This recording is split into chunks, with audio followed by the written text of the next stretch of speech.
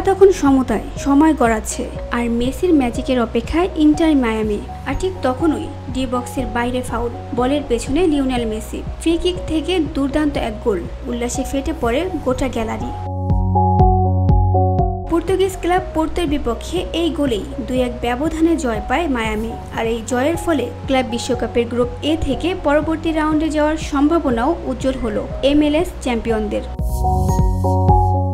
ম্যাচের শুরুতে পোর্তোর হয়ে পেনাল্টি থেকে গোল করেন শ্যামু আগেহো।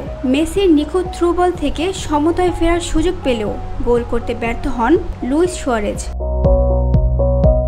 বিরতির পরই পাল্টে যায় ম্যাচের রং। 47 মিনিটে গোল করেন সেগোভিয়া, আর 54 মিনিটে আসে সেই মুহূর্ত, মেসির ফ্রি কিক গোল। এই এক গোলেই ইউরোপিয়ান ক্লাবের বিপক্ষে প্রথম জয় তুলে নেয় মায়ামি।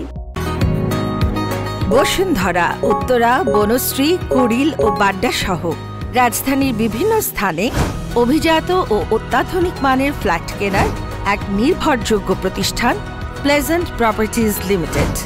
তাই আপনার স্বপ্নের আবাসনের জন্য আজই যোগাযোগ করুন।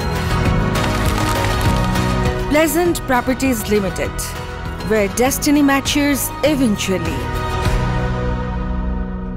এই নিয়ে ফ্রি কিকে মেসির 68তম গোল। এখন শুধু পেলের আর জুনিয়র চেয়ে পিছিয়ে। ফিফা আয়োজিত প্রতিযোগিতায় এখন সবচেয়ে বেশি 25 গোল মেসির। 2 ম্যাচ শেষে 4 পয়েন্ট নিয়ে গ্রুপ টেবিলের 2-এ ইন্টার মায়ামি।